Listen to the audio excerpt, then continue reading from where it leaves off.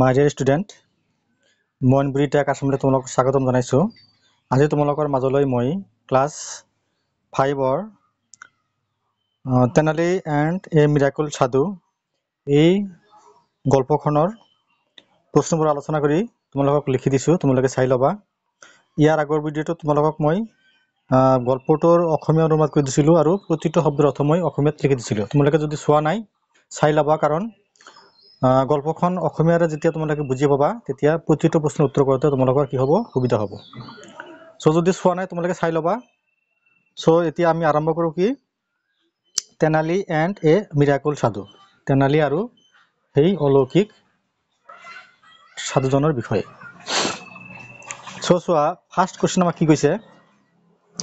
Answer the flowing question. আমাক কি কৈছে, তলৰ প্ৰশ্নবোৰৰ উত্তৰ দিব দিছে। মই যিমান দূৰ সম্ভৱ তোমালোকক মই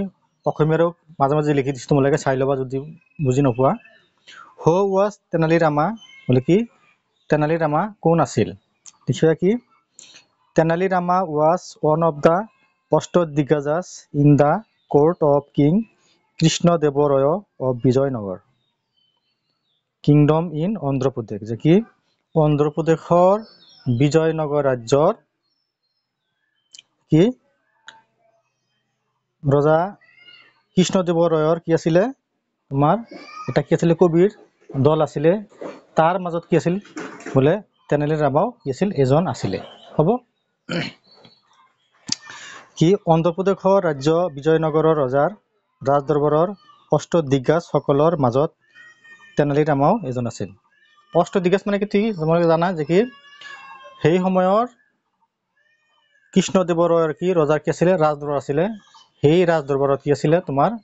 8জন কবিৰ কি আছিল, এটা দল আছিলে। আৰু সেই 8জন কবিৰ দলৰ মাজত তেনালী ৰামাও এজন আছিলে। হ'ব ক্লিয়াৰ? নিশ্চয়। চ' তোমালোকে ধুনীয়াকৈ নোট কৰিবা আৰু মুখস্থ কৰিবা। নেক্সট চোৱা কি কৈছে, হোৱাট ৱাজ দ্য অষ্টদিগ্গজ। কি অষ্টদিগ্গজ কি আছিলে। আমি জানো কি যে অষ্টদিগ্গজ মানে কি কৃষ্ণদেৱৰায় ৰজাৰ ৰাজদৰবাৰ কি আছিলে, 8টা কি আছিল, 8জন কবিৰ এটা কি দল আছিলে। আৰু সেই দলটো কি বুলি কোৱা হৈছিল, বোলে অষ্টদিগ্গজ বুলি কোৱা হৈছিল। চ' আমি কেনেকৈ লিখিম কি Ashtadiggaja was a group of 8 poets in the court of king Krishnadevaraya. তাৰমানে কি অষ্টদিগ্গজ আছিল কি এটা কবিৰ দল। কেইজনীয়া কবিৰ দল, বোলে 8জনীয়া এটা কবিৰ দল কৃষ্ণদেৱৰায়ৰ ৰাজদৰবাৰৰ। কি কৃষ্ণদেৱৰায়ৰ ৰজাৰ ৰাজদৰবাৰৰ 8জনীয়া এটা কি আছিল, কবিৰ দল আছিল। আৰু যাক কি বুলি কোৱা হৈছিল, অষ্টদিগ্গজ বুলি কোৱা হৈছিল। নিশ্চয় বুজিলা তোমালোকে। চ' এইখিনি তোমালোকে ধুনীয়াকৈ নোট কৰি ৰাখিবা। চ' নেক্সট চাই থাকা, মই নেক্সট আলোচনা কৰিছোঁ।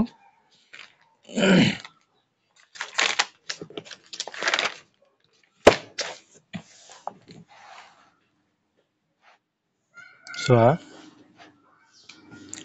Next question, what was Tenali Rama famous for. কি তেনালী ৰামাই কিহৰ বাবে বিখ্যাত আছিল। ফেমাছ মানে কি বিখ্যাত।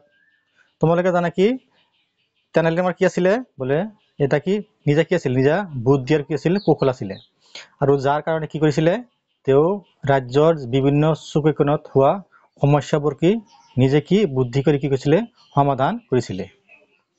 চ' আমি কেনেকৈ লিখিম, লিখিবা কি Tenali Rama was famous for his wit and intelligence. কি তেনালী ৰামা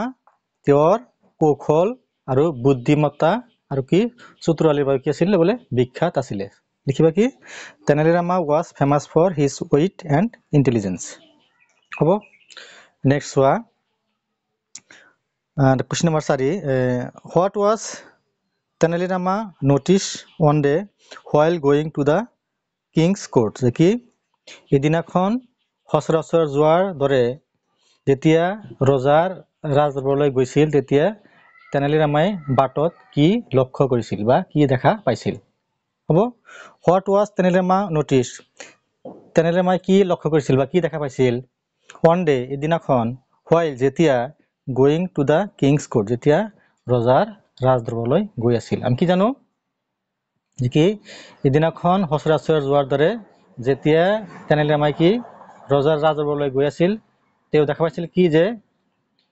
কি এজাক মানুহে কি কৰিছে বোলে এজাক মানুহে কি কৰিছে কোনোবা ঠাইলৈ কি দৌৰা দৌৰি হৈ কি গৈ আছে সো এনেকৈ লিখিম কি ওৱান ডে এদিনাখন হোৱাইল তেনালীৰামা এই হ'ব ওৱান ডে এদিনাখন while Tenali Rama was going to the king's court কি এদিনাখন যেতিয়া তেনালীৰামাই ৰজা ৰাজসভালৈ গৈ আছিল হি নটিছড ডেট তেওঁ লক্ষ্য কৰিছিল যে এ লট অফ পিপুল ভালে সংখ্যক মানুহে ৰাছিং সামৱেৰ কৰবালৈ কি দৌৰাদৌৰিকৈ গৈ আছে ৰাছিং মানে কি খৰখেদা কৰা দৌৰাদৌৰি কৰা সামৱেৰ মানে কৰবালৈ কি এদিনাখন সচৰাচৰ যোৱাৰ দৰে তেওঁ দেখা পাইছিল যে কি ভালে সংখ্যক মানুহে কৰবালৈ দৌৰাদৌৰিকৈ গৈ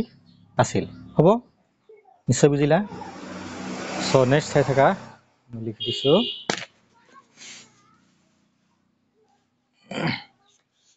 সো কি কৈছে what was the sadhu doing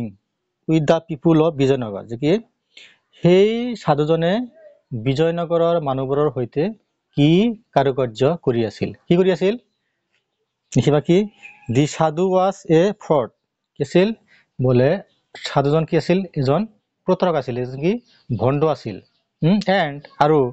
he was ডিচিভিং তেওঁ কি কৈছিল প্ৰতাৰণা কৰি আছিল কি ঠগাই আছিল দ্য পিপুল অফ বিজয়নগৰৰ মানুহবোৰক কি দি সাধু ৱাজ এ ফ্ৰড সাধুজন আছিল কি ঠগ বা প্ৰবঞ্চক এণ্ড আৰু he was deceiving the people of Vijayanagara তেওঁ বিজয়নগৰ মানুহৰবোৰক কি কৈছিল ঠগি আছিল বা প্ৰতাৰণা কৰি আছিল বা ছল ছতৰি কৰি আছিল নিশ্চয় বুজিলা নেক্সট চোৱা লাষ্ট কুৱেশ্যন অলপ দীঘলীয়া আছে এইটো হাউ ডিড তেনালীৰামা টিচ দ্য ডিছঅনেষ্ট সাধু এ লেচন যে কি হাউ ডিড তেনালীৰামা টিচ তেনালীৰামাই কেনেকৈ শিক্ষা দিছিল দ্য ডিছঅনেষ্ট সাধু সেই অসৎ সাধুজনক এ লেচন শিক্ষা কি যে সেই অসৎ সাধুজনক তেনালীৰামাই কেনেকৈ শিক্ষা দিছিল কেনেকৈ শিক্ষা দিছিল Tenali could realise that Tenali কি অনুভৱ কৰিব পাৰিলে যে কি দ্য সাধু ৱাজ এ ফ্ৰড সাধুজন কি আছিল প্ৰতাৰক আছিল ভণ্ড আছিল বদমাছ আছিল এণ্ড ৱাজ ডিচিভিং পিপুল আৰু কি মানুহবোৰক কি কৰি আছে বোলে ঠগাই আছে ছল ছাতৰি কৰি আছে he decided to bring the matter to light তেওঁ কি আচল ৰহস্যটো কি মানে পোহৰলৈ অনাৰ কাৰণে কি কৰিলে বোলে সিদ্ধান্ত ল'লে বা চেষ্টা কৰিলে তাৰ কাৰণে কি কৰিলে so' he pulled a strand from the beard of the sadhu সেয়ে তেওঁ সাধুৰ দাড়িৰ পৰা কি একোচা চুলি কি টানি উলিয়াই আনিলে এণ্ড ক্ৰাইড আউট আৰু কি চিঞৰি উঠিছিল আৰু কি কৈছিল হাউ লাকি আই এম মই কিমান সৌভাগ্যৱান I have found my key to heaven মই মোৰ স্বৰ্গৰ যোৱাৰ কাৰণে কি কৰিলোঁ বোলে চাবিপাত বিচাৰি পালোঁ ইট লাইজ দ্য সাধুছ বিয়াৰ্ড আৰু এইটো কি সাধুৰ দাঁড়িত কি আছিল সোমাই আছিল চোন তাৰপিছতেই দ্য গেডাৰ্ড পিপুল সেই জুম বান্ধি থকা মানুহবোৰে এনেকৈ লিখি দিবা তোমালোকে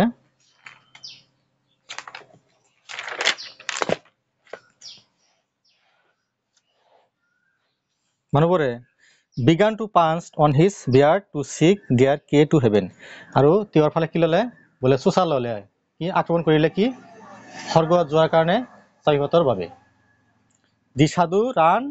টু ছেভ হিজ লাইফ বোলে সেই ভণ্ড সাধুজনে কি কৰিলে দৌৰি তেওঁৰ জীৱন ৰক্ষা কৰিলে দাস এনেকৈয়ে তেনালী টিচ এ লেচন টু দ্য ডিছঅনেষ্ট সাধু এনেকৈয়ে এই অসৎ সাধুজনক তেনালীৰামাই কি কৈছিল শিক্ষা দিছিল উচিত শিক্ষা দিছিল নিশ্চয় বুজিলা আচ্ছা নাম্বাৰ 20 হোৱা কি কৈছে ফিল ইন দ্য ব্লাংকছ আমাক কি কৈছে খালী ঠাই পূৰাব দিছে জাষ্ট মই তোমালোকক এনচাৰখিনি লিখি দিছোঁ তোমালোকে মেইনকেইটা চাই ল'বা Tenali Ramakrishna was popularly known as Tenali Rama যে কি তেনালীৰামাক জনপ্ৰিয়ভাৱে কি কৈছিল তেনালীৰামা বুলিয়ে জনা গৈছিল নাম্বাৰ 2 পিপুল বিলিভ ডেট মানুহে বিশ্বাস কৰিছিল যে দ্য সাধু কুড পাৰফৰ্ম মিৰাকুলছ কি সাধুজনে কি অলৌকিক ঘটনা দেখুৱাব পাৰে মিৰাকুল মানে কি অলৌকিক কাৰুকাৰ্য number 3 Tenali pulled a strand from the beard the সাধু যেটি তেনালিয়ে পুল মানে কি টানা Tenali pulled A strength from the beard the সাধু কি তেনালী ৰামাই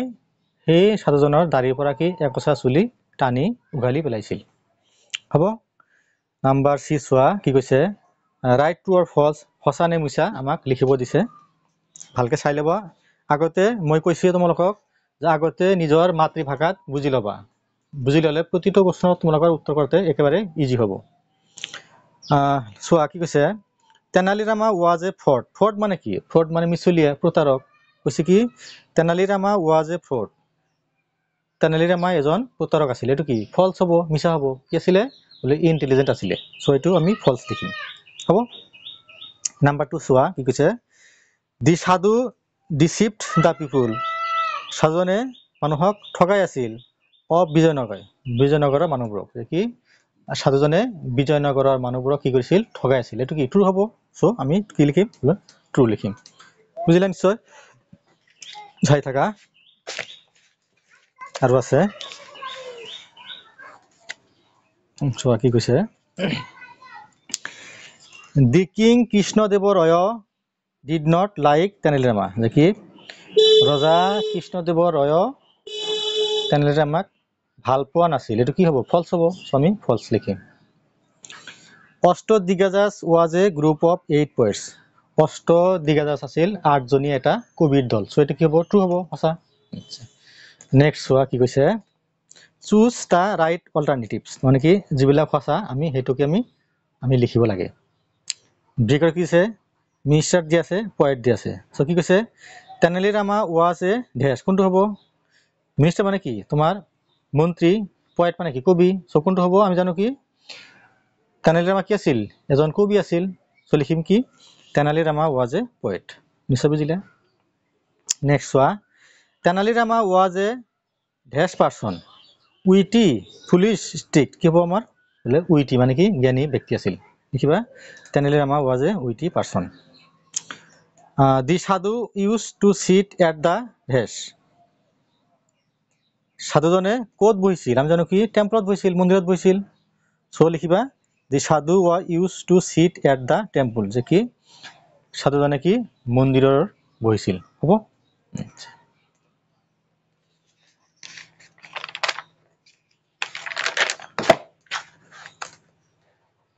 নেক্সট চোৱা কি কৈছে the kingdom of Vijayanagar was situated in dash তাৰমানে কি দি কিংডম অফ বিজয়নগৰ ৰাজ্যখন সিটুৱেটেড মানে কি অৱস্থিত আছিল ক'ত আছিল ইন ডেশ ক'ত আছিল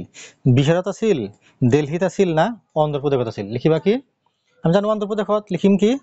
দি কিংডম অফ বিজয়নগৰ ৰাজ্যখন ৱাজ সিটুৱেটেড অৱস্থিত আছিল ক'ত আছিল ইন অন্ধ্ৰপ্ৰদেশ বোলে অন্ধ্ৰপ্ৰদেশত যে কি বিজয়নগৰ ৰাজ্যখন অন্ধ্ৰপ্ৰদেশত অৱস্থিত হ'ব আচ্ছা নেক্সট কি কৈছে আমাক write the antonyms of the following words antonyms মানে কি আমাৰ বিপৰীত শব্দ লিখিব লাগে হেভেন মানে কি স্বৰ্গ কিং মানে ৰজা আউটসাইড মানে কি বাহিৰ ফাল ফিউচাৰ মানে ভৱিষ্যত ক্লোজাৰ মানে কি একেবাৰে কাকচপা ওচৰা ওচৰি ইন্টেন্স মানে কি একেবাৰে অন্তৰগ্ন ইন্টেলিজেন্ট মানে কি বুদ্ধিয়ক সো এইফালে লিখিম ওয়াৰ্ড এইফালে লিখিম এন্টোনিমস লিখিম শব্দ বিপৰীত শব্দ হেভেন মানে স্বৰ্গ হেল মানে নৰক কিং মানে ৰজা হেন্সম্যান অবলিক জুনিয়ৰ মানে কি ৰজা প্ৰজা আউটসাইড মানে বাহিৰ ফাল ইনসাইড মানে কি ভিতৰ ফাল ফিউচাৰ মানে ভৱিষ্যত পাষ্ট মানে অতীত ক্লোজাৰ মানে একেবাৰে ওচৰ ফাৰ মানে দূৰত ইন্টেন্স মানে কি একেবাৰে অন্তৰগ্ন থিন মানে কি একেবাৰে অন্তৰগ্ন নহয় ইন্টেলিজেন্ট মানে কি বুদ্ধিয়ক পুলিশ মানে কি মূৰ্খ হ'ব আচ্ছা লাষ্ট আৰু এটা কোশ্চেন আছে এপ নম্বৰ 2 মই চাই লিখি দিছো তোমালোকে চাই থাকিবা চোৱা কি কৈছে